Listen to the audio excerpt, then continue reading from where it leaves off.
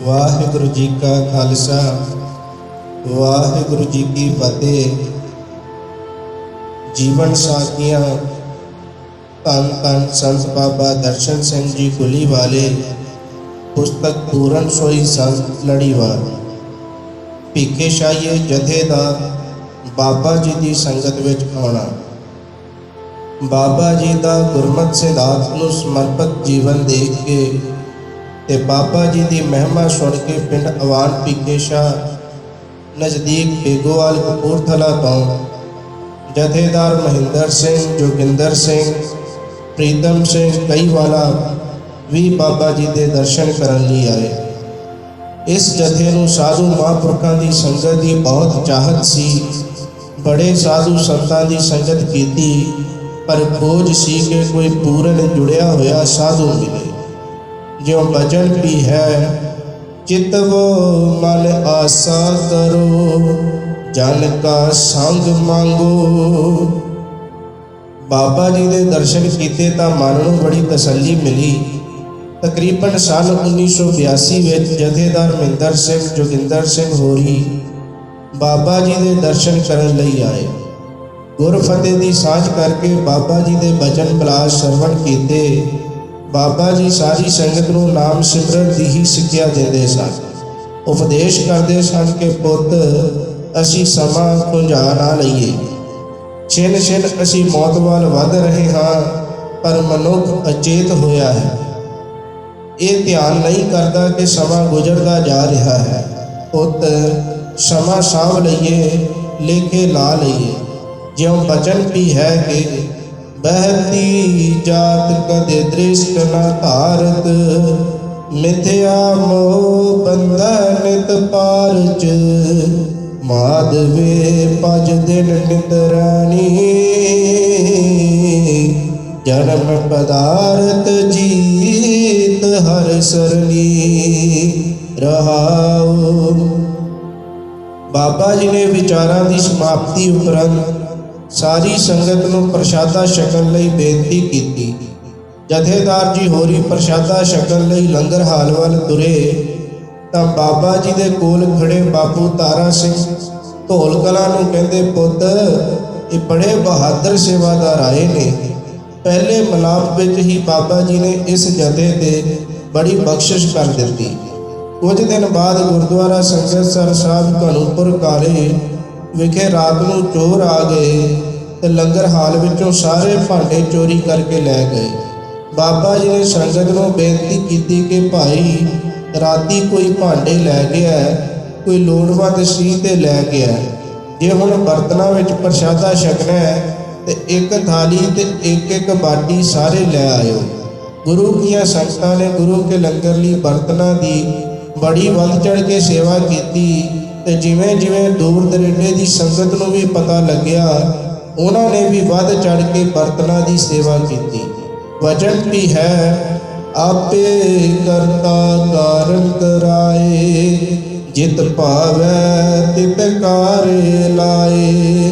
पूरा भाग गुर सेवा होवै, गुर सेवा ते सुख पावणिया। भीखे शाहियां के जथे विचों प्रीतम सिंह भी संगत लैके गुरुद्वारा संगत साहब विखे आए हुए सन। वो भी बाबा जी के कोल बैठे सी।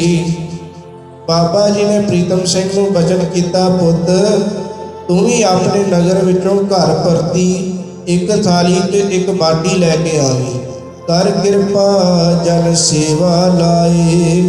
बाबा जी का यह वचन सुन के प्रीतम सिंह के मन विच विचार आई कि जो तो बाबा जी की संगत करते हैं या अपने रिश्तेदार हैं वो तो बर्तन दे देंगे, पर बाबा जी ने तो वचन किया है कि सारे नगर विचों घर परती बर्तन लैके आने हैं। बाकी नगर वाले बर्तन किवें देणगे? ये विचार मन में चल ही रहा सी कि अंतरजामी बाबा जी हाथ नाल इशारा करके कहते, ओ तू अपने कोलों ही लै आवी। प्रीतम सिंह ने खुश होकर सत वचन किया ते नगर की संगत को आके बाबा जी के वचन बारे दसिया। पातशाह जी के वचन, जिसके मस्तक कर्म होए सो सेवा लागा, तथा जिस हर सेवा लाए सोई जन लागै अनुसार।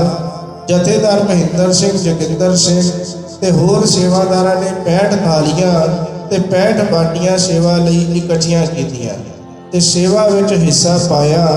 ਇਹ ਵੀ ਬਾਬਾ ਜੀ ਦੀ ਸੇਵਾ ਵਾਲੇ ਪਾਸੇ ਲਾਉਣ ਦੀ ਹੀ ਜੁਗਤੀ ਸੀ। 3-4 ਦਿਨਾਂ ਬਾਅਦ ਕੁਝ ਸੰਗਤ ਬਾਬਾ ਜੀ ਦੇ ਕੋਲ ਆਈ ਤੇ ਉਹਨਾਂ ਨੇ ਬਾਬਾ ਜੀ ਨੂੰ ਪੁੱਛਿਆ ਕਿ ਬਾਬਾ ਜੀ ਬਰਤਨ ਚੋਰੀ ਹੋ ਗਏ ਹਨ। ਬਾਬਾ ਜੀ ਉਹਨਾਂ ਨੂੰ ਕਹਿੰਦੇ, ਪੁੱਤ ਚੋਰੀ ਨਹੀਂ ਹੋਏ, ਉਹ ਤੇ ਗੁਰੂ ਨਾਨਕ ਪਾਤਸ਼ਾਹ ਜੀ ਦੇ ਬਰਤਨ ਸਨ, ਉਹ ਪੁਰਾਣੇ ਲੈ ਗਏ ਹਨ ਤੇ ਨਵੇਂ ਦੇ ਗਏ ਹਨ। ਇਤਨਾ ਸਬਰ ਸੰਤੋਖ ਕਿ ਹਰ ਵੇਲੇ ਪਰਮੇਸ਼ਵਰ ਦੀ ਰਜ਼ਾ ਵਿੱਚ ਰਹਿਣਾ, ਹਰ ਵੇਲੇ ਸ਼ੁਕਰਾਨੇ ਵਿੱਚ ਰਹਿਣਾ, ਇਹ ਬਿਰਤੀ ਬਾਬਾ ਜੀ ਦੀ ਸੀ। ਭਾਈ ਗੁਰਦਾਸ ਜੀ ਵੀ ਬਖਸ਼ਿਸ਼ ਕਰਦੇ ਹਨ ਕਿ ਚੱਲਣ ਹੁਕਮ ਰਜਾਏ ਗੁਰਮੁਖ ਜਾਣਿਆ, ਗੁਰਮੁਖ ਪੰਥ ਚਲਾਏ ਚੱਲਣ ਪਾਣਿਆ, ਸਿਦਕ ਸਬੂਰੀ ਪਾਏ ਕਰ ਸ਼ੁਕਰਾਨਿਆ। ਜਥੇਦਾਰ ਮਹਿੰਦਰ ਸਿੰਘ ਜੋਗਿੰਦਰ ਸਿੰਘ ਹੋਰਾਂ ਦੀ ਬਾਬਾ ਜੀ ਤੇ ਬਹੁਤ ਸ਼ਰਧਾ ਬਣ ਗਈ। ਇੱਕ ਦਿਨ ਜਥੇਦਾਰ ਹੋਰਾਂ ਦੀ ਵਿਚਾਰ ਬਣੀ ਕਿ ਬਾਬਾ ਜੀ ਨੂੰ ਨਗਰ ਵਿਖੇ ਸੱਦਿਆ ਜਾਵੇ ਤੇ ਘਰ ਵਿਖੇ ਚਰਨ ਪਵਾਏ ਜਾਣ। ਬਾਬਾ ਜੀ ਪਧਾਸ ਨਜ਼ਦੀਕ ਬੇਗੋਵਾਲ ਵਿਖੇ ਆਏ ਹੋਏ ਸਨ। ਜਥੇਦਾਰ ਹੋਰੀ ਵੀ ਪਧਾਸ ਆਏ। ਅਜੇ ਕੋਈ ਵੀ ਬਚਨ ਨਹੀਂ ਕੀਤਾ ਸੀ ਕਿ ਅੰਤਰਜਾਮੀ ਬਾਬਾ ਜੀ ਨੇ ਆਪ ਹੀ ਬਚਨ ਕਰ ਦਿੱਤਾ ਕਿ ਜਥੇਦਾਰਾ ਤੁਹਾਡੇ ਪਿੰਡ ਵੀ ਆਵਾਂਗੇ, ਪਰ ਸਾਨੂੰ ਘਰ ਘਰ ਨਾ ਲਈ ਫਿਰਿਓ, ਕਿਸੇ ਇੱਕ ਘਰ ਪ੍ਰੋਗਰਾਮ ਰੱਖ ਲਿਓ ਤੇ ਸਾਰੀ ਸੰਗਤ ਨੂੰ ਉੱਥੇ ਹੀ ਬੁਲਾ ਲਿਓ। ਮਹਿੰਦਰ ਸਿੰਘ ਨੇ ਬੇਨਤੀ ਕੀਤੀ ਕਿ ਬਾਬਾ ਜੀ ਆਪਣੇ ਸੇਵਾਦਾਰਾਂ ਦੇ 3-4 ਘਰ ਹੀ ਹਨ। ਬਾਬਾ ਜੀ ਜਥੇਦਾਰ ਜੀ ਨੂੰ ਕਹਿੰਦੇ, ਸਿੰਘਾ ਤੂੰ 3-4 ਘਰ ਕਹਿੰਦਾ, ਸਾਰਾ ਭੀਖੇ ਸ਼ਾਹ ਵਾਹ ਨਹੀਂ ਸਾਡਾ ਏ। ਬਾਬਾ ਜੀ ਦੇ ਮੁਖ ਤੋਂ ਇਹ ਵਚਨ ਸੁਣ ਕੇ ਜਥੇਦਾਰ ਜੀ ਬਹੁਤ ਖੁਸ਼ ਹੋਏ ਤੇ ਉਹਨਾਂ ਨੇ ਜੈਕਾਰਾ ਗਜਾ ਦਿੱਤਾ। ਬਾਬਾ ਜੀ ਫਿਰ 5 ਚੇਤਰ ਸੰਨ 1983 ਨੂੰ ਭਾਈ ਬਲਵੰਤ ਸਿੰਘ ਡਰਾਈਵਰ ਨਾਲ ਅਵਾਨ ਭੀਖੇ ਸ਼ਾਹ ਵਿਖੇ ਆਏ। ਜੋਗਿੰਦਰ ਸਿੰਘ ਦੇ ਘਰ ਵਿਖੇ ਸਾਰਾ ਪ੍ਰਬੰਧ ਕੀਤਾ ਗਿਆ। ਬਾਬਾ ਜੀ ਜੋਗਿੰਦਰ ਸਿੰਘ ਦੇ ਗ੍ਰਹਿ ਵਿਖੇ ਆਏ ਤੇ ਸਾਰੀ ਸੰਗਤ ਨੂੰ ਗੁਰਬਾਣੀ ਪੜ੍ਹਨ ਤੇ ਨਾਮ ਸਿਮਰਨ ਨਾਲ ਜੁੜਨ ਦਾ ਉਪਦੇਸ਼ ਦਿੱਤਾ। ਬਾਬਾ ਜੀ ਨੇ ਗੁਰੂ ਨਾਨਕ ਪਾਤਸ਼ਾਹ ਜੀ ਦੇ ਜੀਵਨ ਵਿੱਚੋਂ ਸਾਖੀ ਵੀ ਸਰਵਣ ਕਰਵਾਈ। ਸਾਖੀ ਸੁਣਾਈ ਕਿ ਜਿਸ ਵੇਲੇ ਸੰਸਾਰ ਦਾ ਪਾਰ ਉਤਾਰਾ ਕਰਦੇ ਹੋਏ ਗੁਰੂ ਨਾਨਕ ਪਾਤਸ਼ਾਹ ਜੀ ਢਾਕੇ ਬੰਗਾਲ ਦੀ ਧਰਤੀ ਤੇ ਪਹੁੰਚੇ ਤਾਂ ਉਦੋਂ ਦੀ ਸੰਗਤ ਨੂੰ ਵਹਿਮ ਭਰਮ ਚੋਂ ਕੱਢ ਕੇ ਸੱਚ ਦੇ ਮਾਰਗ ਨਾਲ ਜੋੜਿਆ। ਗੁਰੂ ਨਾਨਕ ਪਾਤਸ਼ਾਹ ਜੀ ਦੇ ਅਨਮੋਲ ਵਿਚਾਰ ਸੁਣ ਕੇ ਸੰਗਤਾਂ ਨਿਹਾਲ ਹੋ ਜਾਂਦੀਆਂ ਤੇ ਵੱਧ ਚੜ੍ਹ ਕੇ ਸਤਸੰਗ ਕਰਨ ਲਈ ਆਉਂਦੀਆਂ। ਕਿਸੇ ਸੱਜਣ ਨੇ ਰਾਜੇ ਕੋਲ ਸ਼ਿਕਾਇਤ ਕੀਤੀ ਕਿ ਰਾਜਨ, ਇੱਕ ਫਕੀਰ ਤੇਰੇ ਸ਼ਹਿਰ ਵਿੱਚ ਆਇਆ ਹੋਇਆ ਹੈ, ਬਹੁਤ ਸਾਰੇ ਲੋਕ ਉਸ ਫਕੀਰ ਨਾਲ ਜੁੜਦੇ ਜਾ ਰਹੇ ਹਨ, ਕਿਤੇ ਤੇਰੇ ਰਾਜ ਵਿੱਚ ਬਗਾਵਤ ਕਰਾ ਕੇ ਉਹ ਫਕੀਰ ਤੇਰਾ ਰਾਜ ਹੀ ਨਾ ਖੋਹ ਲਵੇ। ਇਹ ਸ਼ਿਕਾਇਤ ਸੁਣ ਕੇ ਰਾਜੇ ਨੇ ਆਪਣੇ ਸਿਪਾਹੀਆਂ ਨੂੰ ਫਕੀਰ ਨੂੰ ਰਾਜ ਦਰਬਾਰ ਵਿੱਚ ਲੈ ਕੇ ਆਉਣ ਦਾ ਹੁਕਮ ਕੀਤਾ। ਸਿਪਾਹੀ ਗੁਰੂ ਨਾਨਕ ਪਾਤਸ਼ਾਹ ਜੀ ਨੂੰ ਲੈ ਕੇ ਆਏ ਤਾਂ ਰਾਜੇ ਨੇ ਗੁਰੂ ਜੀ ਨੂੰ ਬਚਨ ਕੀਤਾ ਕਿ ਅਗਰ ਤੁਸੀਂ ਫਕੀਰ ਹੋ ਤਾਂ ਮੇਰੇ 3 ਸਵਾਲ ਹਨ, ਉਹਨਾਂ ਦਾ ਜਵਾਬ ਦਿਓ। ਗੁਰੂ ਜੀ ਨੇ ਰਾਜੇ ਨੂੰ ਸਵਾਲ ਪੁੱਛਣ ਲਈ ਕਿਹਾ। ਰਾਜੇ ਨੇ 3 ਸਵਾਲ ਪੁੱਛੇ ਕਿ ਪਰਮਾਤਮਾ ਤੋਂ ਪਹਿਲੇ ਕੀ ਸੀ, ਪਰਮਾਤਮਾ ਰਹਿੰਦਾ ਕਿੱਥੇ ਹੈ ਤੇ ਪਰਮਾਤਮਾ ਕਰਦਾ ਕੀ ਹੈ। ਗੁਰੂ ਜੀ ਨੇ ਰਾਜੇ ਨੂੰ ਮੋਤੀਆਂ ਦਾ ਥਾਲ ਮੰਗਵਾਉਣ ਲਈ ਕਿਹਾ। ਸਿਪਾਹੀ ਮੋਤੀਆਂ ਦਾ ਥਾਲ ਲੈ ਕੇ ਆਇਆ। ਗੁਰੂ ਜੀ ਨੇ ਰਾਜੇ ਨੂੰ ਮੋਤੀਆਂ ਦੀ ਗਿਣਤੀ ਕਰਨ ਲਈ ਕਿਹਾ। ਰਾਜਾ ਮੋਤੀਆਂ ਦੀ ਗਿਣਤੀ ਕਰਨ ਲੱਗਾ। ਰਾਜੇ ਨੇ ਗਿਣਤੀ ਕੀਤੀ ਕਿ 1 2 3। ਗੁਰੂ ਜੀ ਕਹਿੰਦੇ ਕਿ ਰਾਜਨ ਤੂੰ ਗਿਣਤੀ ਗਲਤ ਕਰ ਰਿਹਾ ਹੈ, ਫਿਰ ਦੁਬਾਰਾ ਤੂੰ ਕਰ। ਰਾਜਾ ਫਿਰ ਗਿਣਤੀ ਕਰਨ ਲੱਗਾ 1 2। ਗੁਰੂ ਜੀ ਕਹਿੰਦੇ ਰਾਜਨ ਤੂੰ ਫਿਰ ਗਿਣਤੀ ਗਲਤ ਕਰ ਰਿਹਾ ਹੈ, ਫਿਰ ਦੁਬਾਰਾ ਤੂੰ ਕਰ। ਰਾਜਾ ਤੀਸਰੀ ਵਾਰ ਗਿਣਤੀ ਕਰਨ ਲੱਗਾ ਤੇ ਅਜੇ ਇੱਕ ਹੀ ਬੋਲਿਆ ਸੀ ਕਿ ਗੁਰੂ ਜੀ ਕਹਿੰਦੇ ਕਿ ਰਾਜਨ ਤੂੰ ਫਿਰ ਗਿਣਤੀ ਗਲਤ ਕਰ ਰਿਹਾ ਹੈ। ਰਾਜਾ ਕਹਿੰਦਾ ਕਿ ਬਾਬਾ ਜੀ ਅਜੇ ਤਾਂ ਮੈਂ ਇੱਕ ਹੀ ਬੋਲਿਆ ਹੈ, ਹੋਰ ਅੱਖਰ ਤੇ ਅਜੇ ਕੋਈ ਬੋਲਿਆ ਵੀ ਨਹੀਂ, ਫਿਰ ਗਿਣਤੀ ਕਿਵੇਂ ਗਲਤ ਹੋ ਸਕਦੀ ਹੈ।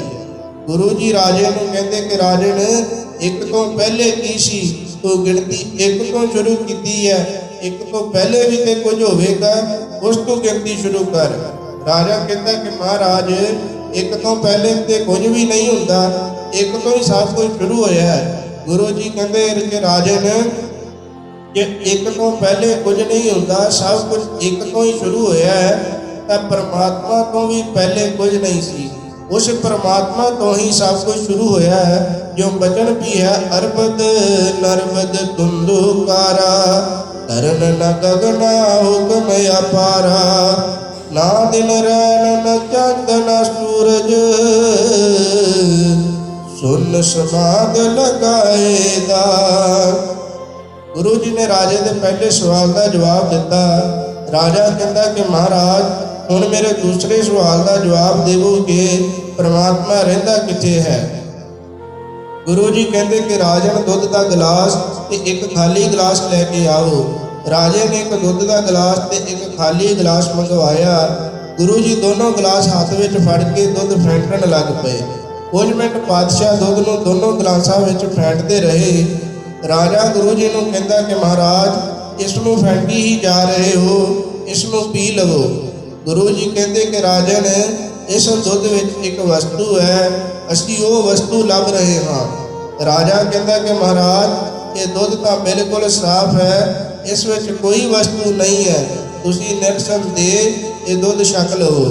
ਗੁਰੂ ਜੀ ਕਹਿੰਦੇ ਕਿ ਨਹੀਂ ਰਾਜਨ, ਇਸ ਦੁੱਧ ਵਿੱਚ ਘਿਓ ਹੈ, ਅਸੀਂ ਉਸੇ ਨੂੰ ਲੱਭ ਰਹੇ ਹਾਂ। ਰਾਜਾ ਕਹਿੰਦਾ ਕਿ ਮਹਾਰਾਜ, ਦੁੱਧ ਵਿੱਚੋਂ ਘਿਓ ਇਸ ਤਰ੍ਹਾਂ ਨਹੀਂ ਲੱਭਦਾ। ਗੁਰੂ ਜੀ ਕਹਿੰਦੇ ਰਾਜਨ, ਪਰ ਘਿਓ ਹੈ ਤਾਂ ਇਸ ਦੁੱਧ ਵਿੱਚ ਹੀ। ਸਗਲ ਬਨਸਪਤ ਮੈਂ ਬੈਸੰਤਰ, ਸਗਲ ਦੂਧ ਮੈਂ ਕੀਆ। ਰਾਜਾ ਕਹਿੰਦਾ ਕਿ ਮਹਾਰਾਜ, ਭਾਵੇਂ ਘਿਓ ਦੁੱਧ ਵਿੱਚ ਹੀ ਹੈ, ਪਰ ਘਿਓ ਕੱਢਣ ਲਈ ਪਹਿਲੇ ਦੁੱਧ ਨੂੰ ਜਾਗ ਲਾ ਕੇ ਦਹੀਂ ਬਣਾਉਣਾ ਪੈਂਦਾ ਹੈ। ਫਿਰ ਦਹੀਂ ਨੂੰ ਰਿੜਕ ਕੇ ਮੱਖਣ ਕੱਢਿਆ ਜਾਂਦਾ ਹੈ ਤੇ ਫਿਰ ਮੱਖਣ ਨੂੰ ਗਰਮ ਕਰਕੇ ਘਿਓ ਬਣਦਾ ਹੈ। ਗੁਰੂ ਜੀ ਕਹਿੰਦੇ ਕਿ ਰਾਜਨ, ਇਹ ਤੇਰੇ ਦੂਸਰੇ ਸਵਾਲ ਦਾ ਜਵਾਬ ਹੈ। ਜਿਵੇਂ ਘਿਓ ਦੁੱਧ ਵਿੱਚ ਹੀ ਸਮਾਇਆ ਹੋਇਆ ਹੈ ਪਰ ਲੱਭਦਾ ਨਹੀਂ। ਘਿਓ ਕੱਢਣ ਲਈ ਪਹਿਲੇ ਜਾਗ ਲਾਉਣੀ ਪੈਂਦੀ, ਫਿਰ ਰਿੜਕਣਾ ਪੈਂਦਾ ਹੈ। ਇਸੇ ਤਰ੍ਹਾਂ ਹੀ ਪਰਮਾਤਮਾ ਸਾਰੀ ਸ੍ਰਿਸ਼ਟੀ ਵਿੱਚ ਸਰਵ ਵਿਆਪਕ ਹੈ। ਸੰਤੋ ਘਟ ਘਟ ਰਹਿਆ ਸਮਾਇਓ, ਪੂਰਨ ਪੂਰ ਰਹਿਓ ਸਰਬ ਮੈਂ, ਜਲ ਥਲ ਰਮਈਆ ਆਹਿਓ। ਰਾਉ ਗੁਣ ਨਿਦਾਨ ਨਾਨਕ ਜਸ ਗਾਵੈ, ਸਤਿਗੁਰ ਪਰਮ ਚੁਕਾਇਓ। ਸਰਬ ਨਿਵਾਸੀ ਸਦਾ ਅਲੇਪਾ, ਸਭ ਮੈਂ ਰਹਿਆ ਸਮਾਇਓ। ਉਸ ਨੂੰ ਵੀ ਲੱਭਣ ਲਈ ਆਪਣੇ ਮਨ ਨੂੰ ਗੁਰਬਾਣੀ ਦੀ ਜਾਗ ਲਾਉਣੀ ਪੈਂਦੀ ਹੈ, ਨਾਮ ਸਿਮਰਨ ਨਾਲ ਰਿੜਕਣਾ ਪੈਂਦਾ ਹੈ। ਫਿਰ ਜਾ ਕੇ ਆਪਣੇ ਹਿਰਦੇ ਵਿੱਚੋਂ ਹੀ ਉਸ ਪਰਮਾਤਮਾ ਦੇ ਦਰਸ਼ਨ ਹੋ ਜਾਂਦੇ ਹਨ। ਇਸ ਤਰ੍ਹਾਂ ਦੋ ਸਵਾਲਾਂ ਦਾ ਜਵਾਬ ਸੁਣ ਕੇ ਰਾਜਾ ਕਹਿੰਦਾ ਕਿ ਮਹਾਰਾਜ, ਹੁਣ ਮੇਰੇ ਤੀਸਰੇ ਸਵਾਲ ਦਾ ਜਵਾਬ ਦੇਵੋ ਕਿ ਪਰਮਾਤਮਾ ਕਰਦਾ ਕੀ ਹੈ। ਗੁਰੂ ਜੀ ਕਹਿੰਦੇ ਕਿ ਰਾਜਨ, ਦੋ ਸਵਾਲਾਂ ਦੇ ਜਵਾਬ ਅਸੀਂ ਥੱਲੇ ਬੈਠ ਕੇ ਦਿੱਤੇ ਹਨ ਤੇ ਤੂੰ ਤਖਤ ਤੇ ਬੈਠਾ ਸੀ, ਪਰ ਹੁਣ ਤੀਸਰੇ ਦਾ ਜਵਾਬ ਚਾਹੀਦਾ ਹੈ ਤਾਂ ਅਸੀਂ ਤਖਤ ਤੇ ਬੈਠ ਕੇ ਜਵਾਬ ਦਿਆਂਗੇ ਤੇ ਤੂੰ ਥੱਲੇ ਬੈਠ ਕੇ ਜਵਾਬ ਸੁਣੇਗਾ। ਰਾਜੇ ਨੇ ਗੁਰੂ ਜੀ ਦਾ ਬਚਨ ਮੰਨ ਕੇ ਗੁਰੂ ਜੀ ਨੂੰ ਤਖਤ ਉੱਤੇ ਬਿਠਾ ਦਿੱਤਾ ਤੇ ਆਪ ਥੱਲੇ ਬੈਠ ਗਿਆ। ਤਖਤ ਤੇ ਬੈਠ ਕੇ ਗੁਰੂ ਸਾਹਿਬ ਸਮਾਧੀ ਲੀਨ ਹੋ ਗਏ। ਕੁਝ ਸਮੇਂ ਤੱਕ ਗੁਰੂ ਜੀ ਨਾ ਬੋਲੇ ਤੇ ਨਾ ਰਾਜਾ ਗੁਰੂ ਜੀ ਨੂੰ ਕਹਿੰਦਾ। ਤਾਂ ਰਾਜਾ ਗੁਰੂ ਜੀ ਨੂੰ ਕਹਿੰਦਾ ਕਿ ਮਹਾਰਾਜ, ਮੇਰੇ ਸਵਾਲ ਦਾ ਜਵਾਬ ਤਾਂ ਦੇਵੋ। ਗੁਰੂ ਜੀ ਮੁਸਕਰਾ ਕੇ ਕਹਿੰਦੇ ਕਿ ਰਾਜਨ, ਤੈਨੂੰ ਅਜੇ ਵੀ ਸਮਝ ਨਹੀਂ ਆਈ ਕਿ ਪ੍ਰਮਾਤਮਾ ਕਰਦਾ ਕੀ ਹੈ। ਰਾਜਾ ਕਹਿੰਦਾ ਕਿ ਨਹੀਂ ਮਹਾਰਾਜ, ਮੇਰੀ ਸਮਝ ਵਿੱਚ ਤਾਂ ਨਹੀਂ ਆਈ। ਗੁਰੂ ਜੀ ਕਹਿੰਦੇ ਕਿ ਰਾਜਨ, ਪਰਮਾਤਮਾ ਇਹੀ ਕੁਝ ਕਰਦਾ ਹੈ ਜੋ ਤੇਰੇ ਨਾਲ ਹੋਈ ਹੈ। ਹੁਣੇ ਤੂੰ ਤਖਤ ਤੇ ਬੈਠ ਕੇ ਹੁਕਮ ਚਲਾਉਂਦਾ ਸੀ, ਹੁਣ ਤੂੰ ਕੰਗਾਲਾਂ ਦੀ ਤਰ੍ਹਾਂ ਥੱਲੇ ਬੈਠਾ ਹੋਇਆ ਹੈ। ਪਰਮਾਤਮਾ ਵੀ ਇੱਕ ਖਿਣ ਵਿੱਚ ਹੀ ਤਖਤ ਤੇ ਬੈਠਿਆਂ ਨੂੰ ਥੱਲੇ ਸੁੱਟ ਦਿੰਦਾ ਹੈ ਤੇ ਥੱਲੇ ਡਿੱਗਿਆਂ ਨੂੰ ਤਖਤ ਤੇ ਬਿਠਾ ਦਿੰਦਾ ਹੈ। ਜਲ ਤੇ ਥਲ ਕਰ ਤਲ ਤੇ ਕੂਆ, ਕੂਪ ਤੇ ਮੇਰ ਕਰਾਵੇ, ਧਰਤੀ ਤੇ ਆਕਾਸ਼ ਚੜਾਵੇ, ਚੜੇ ਆਕਾਸ਼ ਗਿਰਾਵੇ, ਭੇਖਾ बिहारी ते राज करावे, पे राजा ते भिखारी। कल मूरत ते पंडित करबो, पंडित ते मुगदारी। कल मूरख ते पंडित करबो, पंडित ते मुगदारी। गुरु जी के कोलों तिन्हां सवालों के जवाब सुन के राजा बड़ा संतुष्ट होया ते गुरु जी के चरणों उत्ते पै पिया। गुरु नानक महाराज जी के जीवन विचों ये साखी लैके बाबा जी ने संगत नूं हौमा छड्ड के, चतुराइयां छड्ड के गुरबाणी नाम सिमरन ते सेवा नाल जुड़न का उपदेश किया। इस जथे का बाबा जी दे नाल बहुत ज़्यादा प्यार बन गया। गुरुद्वारा संगतसर साहिब विखे कोई भी सेवा होनी तो आवान भिखे शाह की संगत जरूर हाज़री भरती सी। बाबा जी का भी इस जथे नाल बड़ा प्रेम सी। बाबा जी ने कोई सेवा शुरू करनी होती तो आप भी सदा भेज के बुला लेंदे सन। महीना महीना ये जथा गुरु घर की निष्काम सेवा विच लगातार हाज़री भरदा सी। बाबा जी सारी संगत नूं लैंटर पैण ते कुशे दे दिंदे सन। पर इस जथे नूं कहंदे हुंदे सन कि पुत्रो तुसीं नहीं घर जाना, तुसीं सवेरे लैंटर नूं पानी ला के ते बनेरे बन के घर जाना है। सन 1983 विच पंडोरी कुटिया विखे सड़क के नाल लगदे कमरियां की सेवा चल रही सी। बाबा जी ने भीखे शाहियां दे जथे नूं रेतां दीयां 2 ट्रालियां लिआउण लई कहा। जथेदार महिंदर सिंह, प्रीतम सिंह कहीवाला ते पिंड वाण भीखे शाह जी होर संगत ते नानक सिंह बाऊ पिंड नरंगपुर ਅਤੇ ਪਿੰਡ ਨਰੰਗਪੁਰ ਦੀ ਹੋਰ ਸੰਗਤ ਪੰਡੋਰੀ ਕੁਟੀਆ ਵਿਖੇ ਸੇਵਾ ਲਈ ਬਿਆਸ ਦਰਿਆ ਪਿੰਡ ਸਨੇਮਪੁਰ ਤੋਂ ਰੇਤਾ ਲੈਣ ਲਈ ਟਰੈਕਟਰ ਟਰਾਲੀਆਂ ਲੈ ਕੇ ਗਏ। ਦਰਿਆ ਤੋਂ ਰੇਤਾ ਲੈ ਕੇ ਆਏ। ਤੁਸੀ ਦੀ ਚੜ੍ਹਾਈ ਚੜ੍ਹਨ ਲੱਗੇ ਤਾਂ ਜਿਸ ਟਰੈਕਟਰ ਨੂੰ ਪ੍ਰੀਤਮ ਸਿੰਘ ਚਲਾ ਰਹੇ ਸਨ ਉਹ ਟਰੈਕਟਰ ਇੰਨੀ ਉੱਚੀ ਚੜ੍ਹਾਈ ਚੜ੍ਹਨ ਲੱਗਿਆ ਅੱਗੋਂ ਉੱਠ ਪਿਆ ਤੇ ਸਿੱਧਾ ਖੜਾ ਹੋ ਕੇ ਪਿਛੇ ਢਲਾਣ ਵਾਲੇ ਪਾਸੇ ਨੂੰ ਰਿੜ ਪਿਆ। कोई गैबी कौतक वरतिया ते रिड़दा रिड़दा ट्रैक्टर चढ़ाई के कंढे उत्ते आके रुक गया ते खड्ड विच डिग्गण तो बच गया। ट्रैक्टर नूं पलटिया देख के जथेदार महिंदर सिंह ने धाहां मारनियां शुरू कर दित्तियां कि प्रीतम सिंह ट्रैक्टर के थले आ गया। पर वाहिगुरू की कृपा हुई ते थोड़ी देर बाद प्रीतम सिंह सही सलामत ट्रैक्टर के थल्लों निकल के बाहर आ गया। अपने जन प्रभ आप रखे। सारे सेवादारां ने ट्रैक्टर नूं सीधा कीता ते धक्का ला के ट्रैक्टर नूं तुसी ते चाढ़िया।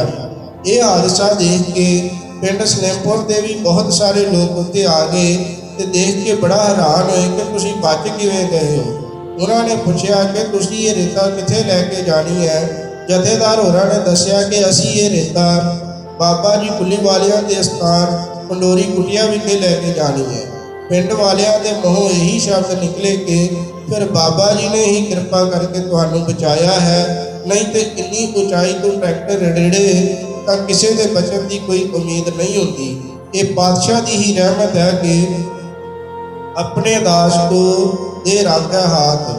उधर बाबा जी पंडोरी कुटिया विखे संगत नाल बचन विलास कर रहे सन।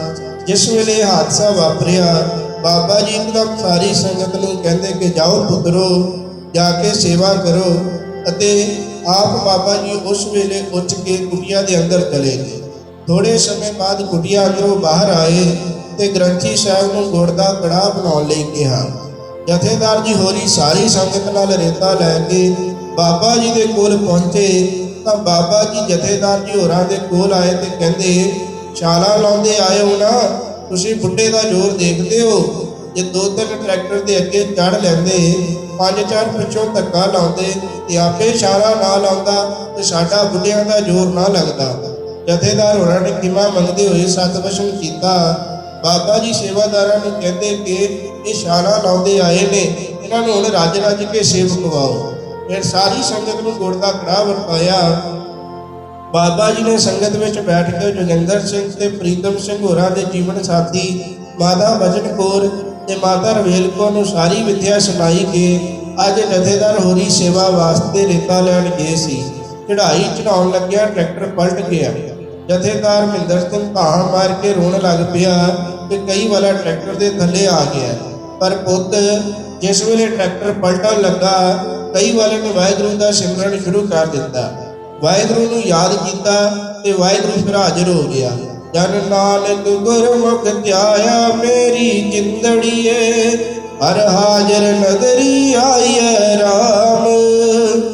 ਟਰੈਕਟਰ ਦੀ ਡਰਾਈਵਰ ਉੱਥੇ ਮਿੱਟੀ ਵਿੱਚ ਡੁੱਬ ਗਈ। ਉਸ ਦੇ ਆਸਰੇ ਟਰੈਕਟਰ ਕੰਢੇ ਉੱਤੇ ਆ ਕੇ ਰੁਕ ਗਿਆ ਤੇ ਖੱਡ ਵਿੱਚ ਡਿੱਗਣ ਤੋਂ ਬਚ ਗਿਆ। ਸਤਿਗੁਰੂ ਪਾਤਸ਼ਾਹ ਨੇ ਬੜੀ ਕਿਰਪਾ ਕੀਤੀ। ਜਥੇਦਾਰ ਹੋਰਾਂ ਨੇ ਵੀ ਸਤਿਗੁਰੂ ਪਾਤਸ਼ਾਹ ਜੀ ਦਾ ਕੋਟ ਸ਼ੁਕਰਾਨਾ ਕੀਤਾ। ਚੇਤਨਪੁਰੀਆਂ ਦਾ ਜਥਾ, ਐਸਾ ਹੀ ਪ੍ਰੇਮ ਭਰਿਆ ਜਥਾ ਚੇਤਨਪੁਰੀਆਂ ਦਾ ਵੀ ਸੀ। ਇਸ ਜਥੇ ਨੇ ਵੀ ਭਿੱਖੇ ਸ਼ਾਹੀਆਂ ਦੇ ਜਥੇ ਵਾਂਗ ਤਕਰੀਬਨ ਹਰ ਇੱਕ ਸੇਵਾ ਵਿੱਚ ਹਾਜ਼ਰੀ ਭਰੀ। ਬੜਾ ਪ੍ਰੇਮ ਬਾਬਾ ਜੀ ਦਾ ਇਸ ਜਥੇ ਨਾਲ ਵੀ ਸੀ। ਬਾਪੂ ਬਾਵਾ ਸਿੰਘ ਜੀ ਇਸ ਜਥੇ ਵਿੱਚ ਸਭ ਤੋਂ ਬਜ਼ੁਰਗ ਸਨ ਤੇ ਰੱਬੀ ਰੂਹ ਸਨ।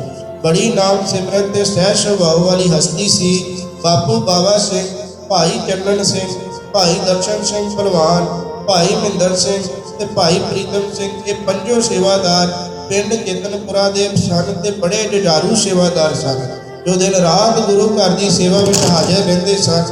ਬਾਬਾ ਜੀ ਇਹਨਾਂ ਨੂੰ ਪਿਆਰ ਨਾਲ ਪੰਜ ਪਾਂਡੂ ਵੀ ਕਹਿ ਦਿੰਦੇ ਹੁੰਦੇ ਸਨ। ਬੜਾ ਪ੍ਰੇਮ ਕਰਦੇ ਸਨ ਇਸ ਜਥੇ ਨੂੰ। ਇਸੇ ਤਰ੍ਹਾਂ ਧੌਲ ਕਲਾਂ ਦਾ ਜਥਾ, ਪੰਡੋਰੀ ਭਲੱਥ ਦਾ ਜਥਾ, ਬੁੱਢਾ ਦਲ ਘਣੋਪੁਰ, ਦਲਵਿੰਦਰ ਸਿੰਘ ਪਿੰਡ ਕਾਲੇ ਦਾ ਜਥਾ, ਬੱਬੀ ਪ੍ਰਧਾਨ ਜੋੜਿਆਂ ਦੀ ਸੇਵਾ ਕਰਨ ਵਾਲਿਆਂ ਦਾ ਜਥਾ, ਲੋਹਾਰਕੇ ਪਿੰਡ ਦਾ ਜਥਾ, ਪੰਡੋਰੀ ਵੇਰਕਾ ਦਾ ਜਥਾ, ਭੁੰਦਾ ਖੱਖਾਂ ਦਾ ਜਥਾ, ਮੀਆਂਵਿੰਡ ਦਾ ਜਥਾ, ਮਾਲਾ ਦਾ ਜਥਾ, ਗੁਰਮੁਖ ਸਿੰਘ ਸਮਰਾਏ ਦਾ ਜਥਾ, ਹਬੀਬਵਾਲ ਦਾ ਜਥਾ, ਲਾਲ ਸਿੰਘ ਸਲੇਮਪੁਰ ਦੀ ਸੰਗਤ, ਨਵਾਂ ਪਿੰਡ ਵਡਾਲਾ ਦੀ ਸੰਗਤ ਆਦਿ ਵੀ ਬੜੇ ਪਿਆਰ ਵਾਲੇ ਜਥੇ ਸਨ, ਜਿਨ੍ਹਾਂ ਨੇ ਬਾਬਾ ਜੀ ਦੇ ਅਸ਼ੀਰਵਾਦ ਸਦਕਾ ਗੁਰੂ ਘਰ ਵਿਖੇ ਬਹੁਤ ਸੇਵਾ ਕੀਤੀ। ਇਹਨਾਂ ਤੋਂ ਇਲਾਵਾ ਮਿਸਤਰੀ ਸਿੰਘਾਂ ਦੇ ਜਥੇ ਵੀ ਸਨ, ਜਿਨ੍ਹਾਂ ਨੇ ਬਾਬਾ ਜੀ ਦੀ ਸੰਗਤ ਵਿੱਚੋਂ ਬੜੀਆਂ ਬਖਸ਼ਿਸ਼ਾਂ ਲਈਆਂ। ਭਾਈ ਦਰਸ਼ਨ ਸਿੰਘ ਕੰਬੋ, ਧਰਮ ਸਿੰਘ, ਬਾਪੂ ਦਲੀਪ ਸਿੰਘ ਕਾਸ਼ੀਪੁਰ, ਜੈਮਲ ਸਿੰਘ ਜੀਓਵਾਲਾ, ਬਾਪੂ ਚਰਨ ਸਿੰਘ ਗੁੰਬਦ ਦੀ ਸੇਵਾ ਵਾਲੇ, ਜੋਗਿੰਦਰ ਸਿੰਘ, ਬਲਦੇਵ ਸਿੰਘ ਲੱਕੜੀ ਦੇ ਮਿਸਤਰੀ, ਸੁਰਜੀਤ ਸਿੰਘ ਕੰਬੋ, ਮਹਿੰਦਰ ਸਿੰਘ ਮਿਸਤਰੀ ਦਾ ਜਥਾ ਪਠਾਨ ਨੰਗਲ, ਦਲਵੀਰ ਸਿੰਘ ਹੁਸ਼ਿਆਰਨਗਰ ਦਾ ਮਿਸਤਰੀ ਜਥਾ, ਕੁਲਵਿੰਦਰ ਸਿੰਘ ਬੌਲੀ ਦਾ ਜਥਾ, ਨਿਸ਼ਾਨ ਸਿੰਘ ਪੰਡੋਰੀ, ਬੰਗਾ ਸਿੰਘ ਮਾਡਲ ਟਾਊਨ, ਬਲਕਾਰ ਸਿੰਘ ਨਾਥ ਤੇ ਹੋਰ ਨਰੈਣਗੜੀਆਂ ਮਿਸਤਰੀਆਂ ਦਾ ਜਥਾ ਆਦਿ ਗੁਰੂ ਘਰ ਵਿਖੇ ਬਹੁਤ ਸੇਵਾ ਨਿਭਾਉਂਦੇ ਸਨ। ਇਸ ਤਰ੍ਹਾਂ ਬਹੁਤ ਸੰਗਤ ਬਾਬਾ ਜੀ ਦੇ ਕੋਲ ਸੰਗਤ ਵਿੱਚ ਹਾਜ਼ਰੀ ਭਰਦੀ ਸੀ ਤੇ ਲਾਹਾ ਕਰਦੀ ਸੀ। ਹੋਰ ਵੀ ਬਹੁਤ ਪਿਆਰੀ ਸੰਗਤ ਸੀ, ਜਿਨ੍ਹਾਂ ਦਾ ਕਾਗਜ਼ ਤੇ ਕਲਮ ਦੀ ਸੀਮਾ ਕਰਕੇ ਇਸ ਭਾਗ ਵਿੱਚ ਜ਼ਿਕਰ ਨਹੀਂ ਆ ਸਕਿਆ। ਬਾਬਾ ਜੀ ਦਾ ਜੀਵਨ ਬਹੁਤ ਵਿਸ਼ਾਲ ਜੀਵਨ ਸੀ। ਬਹੁਤ ਜ਼ਿਆਦਾ ਸੰਗਤ ਨੇ ਬਾਬਾ ਜੀ ਦੇ ਕੋਲੋਂ ਅਸ਼ੀਰਵਾਦ ਪ੍ਰਾਪਤ ਕੀਤੇ ਸਨ ਤੇ ਗੁਰਮੁਖ ਜੀਵਨ ਦੀ ਸੇਧ ਲਈ ਸੀ। ਸੰਗਤ ਦੇ ਹਿਰਦੇ ਵਿੱਚ ਬਾਬਾ ਜੀ ਦੀਆਂ ਪਿਆਰ ਭਰੀਆਂ ਸਾਂਝਾਂ ਇਨ ਬਿਨ ਸਾਂਭੀਆਂ ਪਈਆਂ ਸਨ, ਜਿਸ ਕਰਕੇ ਬਾਬਾ ਜੀ ਦੇ ਜੀਵਨ ਬਿਰਤਾਂਤਾਂ ਨੂੰ ਕਲਮਬੰਦ ਕਰਨ ਲੱਗਿਆ ਇਹ ਖਰੜਾ ਬਹੁਤ ਲੰਮੇਰਾ ਹੋ ਗਿਆ। ਸੰਗਤ ਨੂੰ ਪੜ੍ਹਨ ਲੱਗਿਆ ਸੌਖ ਰਹੇ, ਇਸ ਲਈ ਬਾਬਾ ਜੀ ਦੇ ਜੀਵਨ ਬਿਰਤਾਂਤਾਂ ਨੂੰ ਗੁਰੂ ਪਾਤਸ਼ਾਹ ਜੀ ਦੀ ਮਿਹਰਾਮਤ ਸਦਕਾ ਤਰਤੀਬਵਾਰ ਲਿਖਣ ਦਾ ਉਪਰਾਲਾ ਕੀਤਾ ਗਿਆ ਹੈ। ਇਸ ਪਹਿਲੇ ਭਾਗ ਵਿੱਚ ਜ਼ਿਆਦਾਤਰ ਉਸ ਸੰਗਤ ਦਾ ਜ਼ਿਕਰ ਆਇਆ ਹੈ ਜੋ ਸੰਨ 1983 ਤੱਕ ਬਾਬਾ ਜੀ ਦੀ ਸੰਗਤ ਵਿੱਚ ਆਈ। ਬਹੁਤ ਸਾਰੀ ਹੋਰ ਸੰਗਤ ਦਾ ਜ਼ਿਕਰ ਆਣੋ ਰਹਿ ਵੀ ਗਿਆ ਹੈ, ਜਿਵੇਂ ਵਿਦੇਸ਼, ਕੈਨੇਡਾ, ਇੰਗਲੈਂਡ ਦੀ ਸੰਗਤ, ਪੰਥ ਦੀਆਂ ਸ਼ਖਸੀਅਤਾਂ, ਅੰਮ੍ਰਿਤਸਰ ਸਾਹਿਬ ਦੀ ਸੰਗਤ, ਅਜੀਤਪੁਰ ਦੀ ਸੰਗਤ, ਭਲੱਥ ਇਲਾਕੇ ਦੀ ਸੰਗਤ ਆਦਿ। ਇਹਨਾਂ ਸਭਨਾਂ ਦਾ ਜ਼ਿਕਰ ਵੀ ਤਰਤੀਬਵਾਰ ਅਗਲੇ ਭਾਗਾਂ ਵਿੱਚ ਆਵੇਗਾ। ਇਸ ਤੋਂ ਇਲਾਵਾ ਬਾਬਾ ਜੀ ਦੇ ਅਧਿਆਤਮਿਕ ਜੀਵਨ ਦੇ ਮਹਾਨ ਉਪਦੇਸ਼, ਸਾਖੀਆਂ, ਗੁਰਬਾਣੀ ਵਿਚਾਰ, ਗੁਰਧਾਮਾਂ ਦੀ ਸੇਵਾ ਆਦਿ ਵੀ ਆਉਣ ਵਾਲੇ ਅਗਲੇਰੇ ਭਾਗਾਂ ਦਾ ਹਿੱਸਾ ਹੋਣਗੇ, ਜਿਨ੍ਹਾਂ ਦਾ ਖਰੜਾ ਵੀ ਲਗਭਗ ਤਿਆਰ ਹੈ। ਪਰ ਫਿਰ ਵੀ ਸੰਗਤ ਦੇ ਚਰਨਾਂ ਵਿੱਚ ਬੇਨਮਰ ਬੇਨਤੀ ਹੈ ਕਿ ਬਹੁਤ ਕੁਝ ਅਜਿਹਾ ਅਜੇ ਵੀ ਬਾਕੀ ਹੈ ਜਿਸ ਤੱਕ ਅਸੀਂ ਪਹੁੰਚ ਨਹੀਂ ਕਰ ਸਕੇ ਜਾਂ ਜੋ ਸਾਡੀ ਪਹੁੰਚ ਤੋਂ ਓਹਲੇ ਹੈ। ਕਿਰਪਾ ਕਰਨੀ ਕਿ ਦਾਸਰਿਆਂ ਤੱਕ ਹੋਰ ਵੀ ਆਪਣੀਆਂ ਹੱਡ ਬੀਤੀਆਂ, ਬਾਬਾ ਜੀ ਦੀਆਂ ਸਾਖੀਆਂ, ਕੈਸਟਾਂ, ਟੇਪਾਂ, ਪੱਤਰਕਾਵਾਂ, ਤਸਵੀਰਾਂ ਆਦਿ ਪਹੁੰਚਾਉਣ ਦੀ ਕੋਸ਼ਿਸ਼ ਕਰਨੀ, ਤਾਂ ਕਿ ਅਗਲੇਰੇ ਭਾਗਾਂ ਨੂੰ ਹੋਰ ਵੀ ਵਧੀਆ ਰੂਪ ਦਿੱਤਾ ਜਾਵੇ। ਅੰਤ ਦੇ ਪਹਿਲੇ ਭਾਗ ਦੀ ਸਮਾਪਤੀ ਤੇ ਸਮੂਹ ਸੰਗਤ ਦੇ ਚਰਨਾਂ ਵਿੱਚ ਬੇਨਤੀ ਹੈ ਕਿ ਸਾਡਾ ਉਦੇਸ਼ ਕੇਵਲ ਬਾਬਾ ਜੀ ਦੇ ਜੀਵਨ ਵਿੱਚੋਂ ਪ੍ਰਾਪਤ ਚਾਨਣ ਨੂੰ ਮਾਨਵਤਾ ਦੇ ਭਲੇ ਲਈ ਸੰਗਤ ਵਿੱਚ ਵੰਡਣਾ ਸੀ। ਪਰ ਕਿਸੇ ਵੀ ਘਟਨਾ ਨੂੰ ਕਲਮਬੱਧ ਕਰਨ ਲੱਗਿਆ ਕਈ ਕੀਮਤਾਂ ਰਹਿ ਹੀ ਜਾਂਦੀਆਂ ਹਨ। ਅਗਰ ਕਿਸੇ ਦੀ ਨਿਜਤਾ ਨੂੰ, ਸ਼ਖਸੀਅਤ ਨੂੰ ਸਾਡੀ ਕਲਮ ਨੇ ਚੋਟ ਪਹੁੰਚਾਈ ਹੋਵੇ ਤਾਂ ਕੁਝ ਕਰੜੇ ਸ਼ਬਦ ਲਿਖੇ ਗਏ ਹੋਣ ਤਾਂ ਦਾਸਰਿਆਂ ਦੀਆਂ ਭੁੱਲਾਂ ਨਾ ਚਿਤਾਰਨੀਆਂ आपने चरना की खाक जान के बख्श लेना। दासरे आप सबना कोलों खिमा दे जाचक हन। गुरु पातशाह जी ते सतपुरुषां दे चरनां विच अरदास करनी कि वो आप ही बल बख्श के अगलेरे भागां दी भी सेवा लै लैन। गजाओ फतेह जी। वाहिगुरु जी का खालसा वाहिगुरु जी की फतेह।